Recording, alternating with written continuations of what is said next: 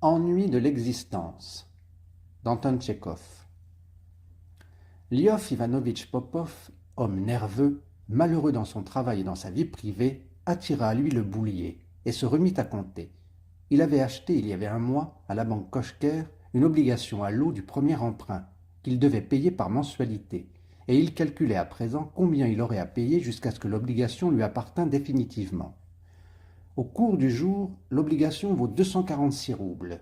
J'ai payé en souscrivant 10 roubles. Reste donc 236 roubles.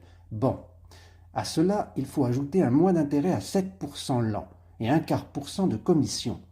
Timbre, frais de poste pour l'envoi du récépissé, 21 kopecks. L'assurance de l'obligation, 1 rouble 10 kopecks. 1 rouble 22 pour le transit. 74 kopecks pour l'élévateur. Amende, 18 kopecks. Dans la même chambre, derrière une cloison, était couchée sa femme, Sofia Savishna, arrivée de Mtsensk pour demander à son mari l'autorisation de se faire délivrer un passeport afin de pouvoir vivre seule. Sofia Savishna, ayant pris froid en voyage, avait une fluxion et souffrait affreusement des dents. En haut de l'autre côté du plafond, un homme énergique, apparemment élève du conservatoire, étudiait au piano avec tant d'application la rhapsodie de Liszt qu'il semblait qu'un train de marchandises passât sur le toit. Dans la chambre contiguë, à droite, un étudiant en médecine préparait un examen. Il faisait les 100 pas et répétait tout haut, d'une grosse voix basse de séminariste.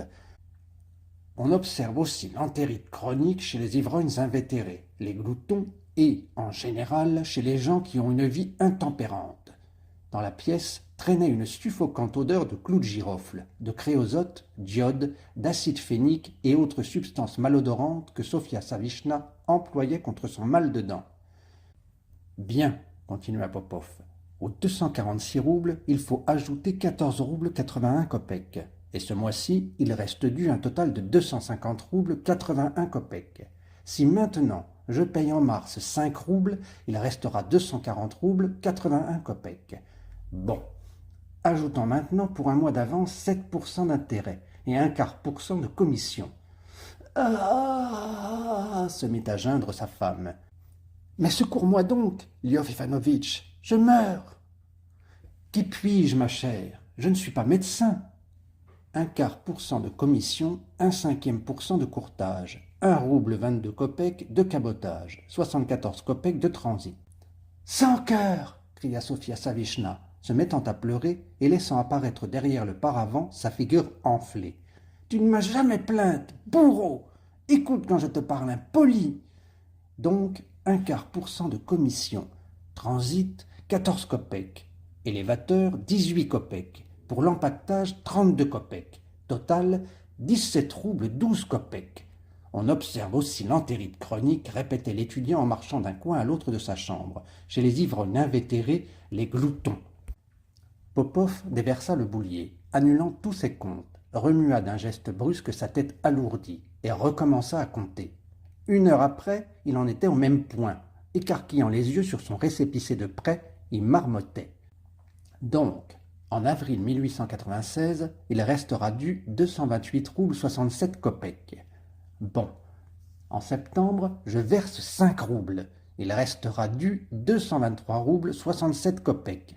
Ajoutons pour un mois d'avance 7% d'intérêt annuel, un quart pour cent de commission. Barbare, fit dans un cri Sofia Savishna, passe-moi de l'ammoniaque, tyran, meurtrier. On observe aussi de l'entérite chronique dans les maladies de foie. Popov passa l'ammoniaque à sa femme et reprit. Un quart pour cent de commission, 74 kopecks de transit. Frais d'aberration, 18 kopecks. Amende, 32 kopecks. La musique au-dessus avait cessé, mais au bout d'1 minute, le pianiste se remit à jouer. Et avec tant de furie qu'un ressort du sommier sur lequel gisait Sofia Savishna se mit à vibrer. Popov, éperdu, regarda le plafond et recommença son calcul, à dater d'août 1896. Il regardait les chiffres des papiers qu'il avait devant lui, le boulier, et voyait se produire une sorte de roulis. Ses yeux papillotaient, son cerveau s'embrumait, sa bouche était sèche et une sueur froide mouillait son front.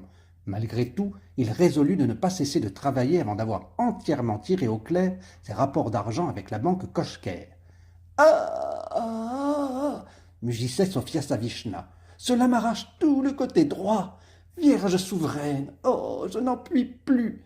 Et pour lui, la spique, tout lui est égal. Si je meurs, peu lui importe. Infortuné martyr que je suis, j'ai épousé un soliveau, martyr que je suis. Mais voyons, ma bonne, que puis-je faire? Donc, en février 1903, je devrais 208 roubles 7 kopecks. Bon, maintenant, ajoutons les 7% d'intérêt annuel, le quart pour cent de commission, 74 kopecks de courtage. On observe aussi l'entérite chronique dans les affections des poumons. Tu n'es pas un mari, tu n'es pas le père de tes enfants, mais un tyran et un bourreau. Passe-moi vite les clous de girofle sans cœur. Ah, flûte, un quart pour cent de commission. Voyons, qu'est-ce que je dis? Retranchant le paiement des coupons et ajoutant 7% des intérêts annuels pour un mois d'avance, un quart pour cent de commission. On observe aussi l'entérite chronique dans les affections des poumons. 3 heures après, Popov fit la dernière addition. Il trouva que durant tout le temps du paiement de son prêt, il devrait payer à la banque Koshker 1 347 821 roubles 92 kopecks. Et même en déduisant un gros lot possible de 200 000 roubles, il resterait encore une perte de plus d'1 million. Considérant ces chiffres, Liov Ivanovitch se leva lentement et se sentit glacé.